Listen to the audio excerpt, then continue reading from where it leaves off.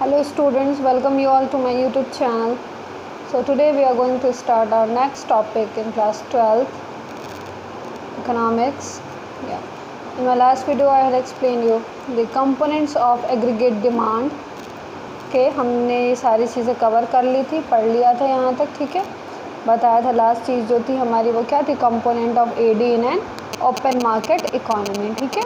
जिसमें जब open market economy की बात आ जाती है तो रेस्ट ऑफ द वर्ल्ड भी क्या हो जाता है, ऐड हो जाता है। और रेस्ट ऑफ द वर्ल्ड में क्या आएगा, हमारा इंपोर्ट और एक्सपोर्ट, जिसमें से हमें क्या करना है, दोनों नहीं लेना है, दोनों को माइनस करके, यानी कि हमें सिर्फ क्या लेना है, नेट एक्सपोर्ट लेना है। ओके, चलो आगे प्रोसीड करते हैं। नेक्स्ट है कंसेप्ट ऑफ एएस, यानी कि एग्रीगेट सप्लाई, ठीक है।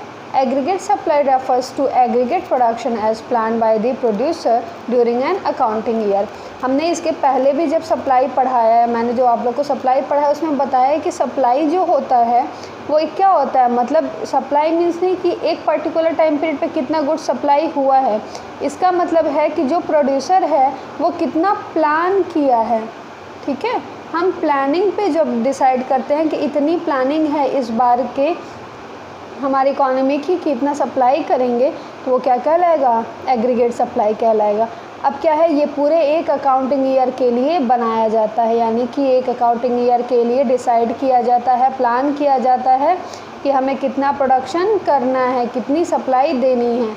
It implies the flow of goods and services in the economy during an accounting year. We know production of goods and services implies value addition. जो भी goods and services हम produce करते हैं वो किसको indicate करता है, वो वैल्यू एडिशन बताता है ना, ठीक है। और वैल्यू एडिशन किसको इंडिकेट करता है, इनकम जनरेशन को। मतलब ओवरऑल हमारा जो ये सप्लाई है वो क्या है, हमारा इनकम जनरेशन है, वो क्या है, इनकम जनरेट करता है। और knowledge of national income accounting tell us that value added and income generated are identical to each other. ये दोनों क्या है, एक दूसरे पे बेस है, मतलब एक दूसरे को इंडिकेट करते हैं। अकॉर्डिंगली सेम वही कि तब हमारा हम क्या कह सकते हैं कि जो एग्रीगेट सप्लाई है वो किसे इंडिकेट करता है, हमारे फ्लो ऑफ इनकम को, हमारे एक इकोनॉमी मतलब एक पर्टिकुलर अकाउंटिंग ईयर के। और जो इनकम है उसको हम क्या, इन दोनों का आइडेंटिकल क्या करते हैं, ट्रीट करते हैं, मतलब कि एक दूसरे पे वो क्या होते हैं, डिपेंडेंट होते हैं। अब देखो, AS refers to the flow of goods and services as planned by the producer during an accounting year. It is identical with the flow of income during an accounting year as AS मतलब aggregate supply and Y therefore may be treated identical to each other, ठीक है। चीज़ें समझ में आ रही हैं। अब देखो नेक्स्ट क्या है, इसमें हम आगे बढ़ेंगे। इसमें जो दिया हुआ है कि सेम जो अभी हम लोग पीछे पढ़े हैं वही है। It needs emphasize that in the context of macroeconomics equilibrium as refer only to planned production। Macro economics equilibrium जो इसमें बनेगा हमारे एग्रीगेट सप्लाई में वो क्या होगा, प्लान्ड प्रोडक्शन होगा, या फिर उसको हम क्या कह सकते हैं, desired production during an accounting year. It does not refer to actual output. ये एक्चुअल आउटपुट नहीं बताता, ये हमारे डिज़ायर्ड आउटपुट बताएगा, ठीक है। Desired production is what the producer desire to produce और plan to produce during an accounting year. Desired production क्या कहलाता है कि जब भी कोई प्रोड्यूसर की इच्छा होती है या प्लान वो करता है कि हम इस साल इतना प्रोड्यूस करेंगे गुड्स, वो क्या कहलाएगा, एग्रीगेट सप्लाई कहलाएगा। ओके, फोकस में थोड़ी सी प्रॉब्लम आ रही है, वेट।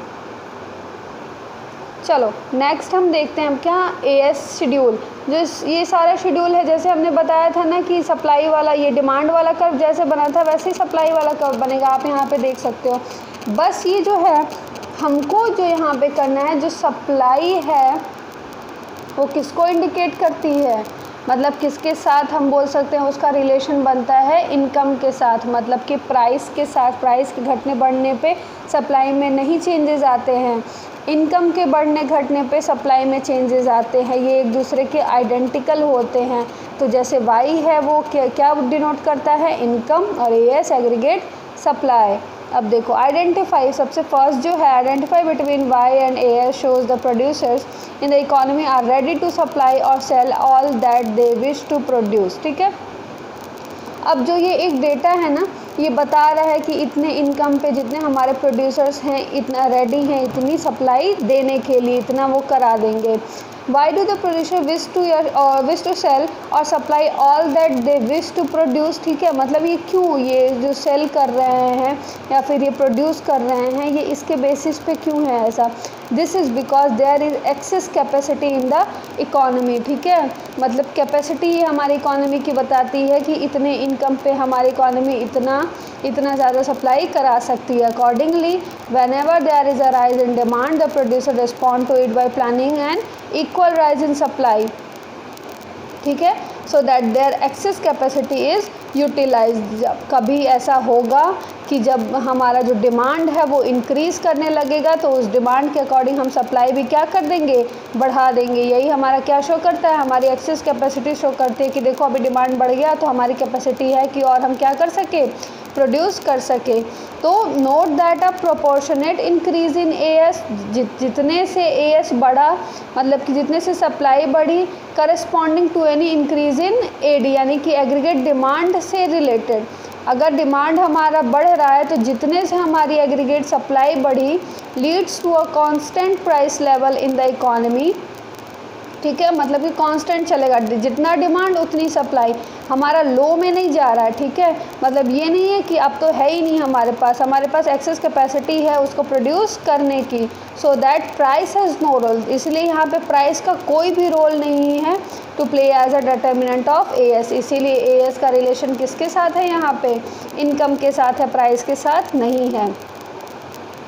अब क्या है access capacity in the economy, हम कैसे ये मान लें कि हमारी कैपेसिटी बहुत ज़्यादा है प्रोडक्शन की या फिर प्रोड्यूस करने की। ठीक है, तो एक समझो तो एक अजम्पशन माना गया है ये कीन्स के अकॉर्डिंग कि एक सिचुएशन आई थी, वो डील किए थे उस टाइम इकोनॉमी को फेसिंग कर, मतलब जो सीवियर अनएम्प्लॉयमेंट आया था, सबसे ग्रेट अनएम्प्लॉयमेंट जो आया था जिसको इस नाम से जानते हैं ग्रेट डिप्रेशन ऑफ 1930s। ठीक है, मतलब उसमें लोगों की नौकरियां छिन गई थी, बहुत सारी प्रॉब्लम्स आई थी, खाने के लिए लोग तरस गए थे। Such economies must have excess capacity और ये अनयूटिलाइज्ड कैपेसिटी, मतलब समझो वहाँ पे अब पैसे ना देने पड़े, मतलब कि लोगों को सैलरी देने के लिए वो सारे एम्प्लॉयर्स के पास पैसे नहीं थे तो वो नौकरी से निकालते थे। तो जो उनकी कैपेसिटी थी काम करने की तो वो एक्सेस में ही गई ना, अनएम्प्लॉयमेंट उन लोग को मिल गई। वो काम करने की इच्छा है, एबिलिटी है, कैपेसिटी है, लेकिन वो यूज़ नहीं हो रहा है, वो अनयूटिलाइज्ड हो गया, अनयूटिलाइज्ड कैपेसिटी हो गया। ठीक है, यानी कि उस टाइम में डिमांड बिल्कुल ज़ीरो हो गया था। तो सप्लाई जो है, सप्लाई करने के लिए तो हमारे पास बहुत सारा चीज़ पड़ा है ना, हमारे पास सारी फैसिलिटी है, लेकिन हमारे पास कोई डिमांड करने वाला नहीं है। इसीलिए हम आइडेंटिफाई करते हैं एएस को वाई से, यानी कि इनकम से। ठीक है, यानी कि इनकम जब भी हमारा इंक्रीज़ करता रहेगा उस टाइम में हमारी जो सप्लाई है वो भी क्या करती रहेगी, इंक्रीज़ करती रहेगी। आप यहाँ पे देख सकते हो 0 था तो ये 0, इनकम जब हमारी 20 हुई तो सप्लाई हमारी ये, मतलब कि जितना हमारा इनकम है ना क्या कि डिमांड मेरा जितने से जैसे जैसे बढ़ेगा सेम वैसे ही मेरा क्या रिस्पॉन्ड करेगा, एग्रीगेट सप्लाई भी सेम उसी तरह रिस्पॉन्ड करेगा। ठीक है, इसीलिए जो इसकी जो लाइन होती है ये मतलब पॉजिटिव स्लोप एक बनाता है। ठीक है, आप देख सकते हो यहाँ पे जो स्लोप बना हुआ है। ठीक है, तो ये क्या है, एक दूसरे के प्रोपोर्शनेट हैं कि जब भी क्या करता है एएस जब बढ़ेगा एग्रीगेट सप्लाई वो किसके कंपैरेटिवली बढ़ता है, एग्रीगेट डिमांड के कंपैरेटिवली बढ़ता है। ठीक है, बात समझ में आ रही है। देख लिखा हुआ it must be noted that this behaviour of as, मतलब कि जो 45 डिग्री का ये बना रहा है लाइन फ्रॉम द ओरिजिन, इसे ओरिजिन कहते हैं, is true only with respect, ये तभी सही होगा to such economies where there is a excess capacity, मतलब क्या, and AS can proportionately rise whenever there is any rise in aggregate demand, जब हमारी डिमांड बढ़ेगी उसी के हिसाब से हमारी सप्लाई भी क्या होगी, इंक्रीज़ करती जाएगी। एक मिनट, आप लोग को क्लियर नहीं दिख रहा है यहाँ पे, ये देखो जैसे कि 20, 40, 60, 80, 100, 120 इनकम बढ़ रहा है उसी तरीके से ये बढ़ते जाएगा। ठीक, ये 20 तो ये 20, ये 40 तो ये 40, ये 60 तो ये 60, ये 80 तो ये 80, ये 100 तो ये 100, ये 120 तो ये 120। अब सीधे जो कर्व जाएगा वो क्या जाएगा, जहाँ पे इनकम और एएस क्या होंगे, बराबर होंगे। ठीक, समझ में आई बात? ओके, तो आप लोग ये चीज़ पढ़ लेना। नेक्स्ट मैं वीडियो बना के आप लोग को बताऊंगी कंजम्पशन फंक्शन। ठीक है, बहुत इजी टॉपिक है, बहुत इजीली कवर हो जाएगा। और इसके बाद इसमें न्यूमेरिकल्स पोर्शन भी आपको कुछ मिलेंगे, आप उसको सॉल्व करना। Okay, thank you students.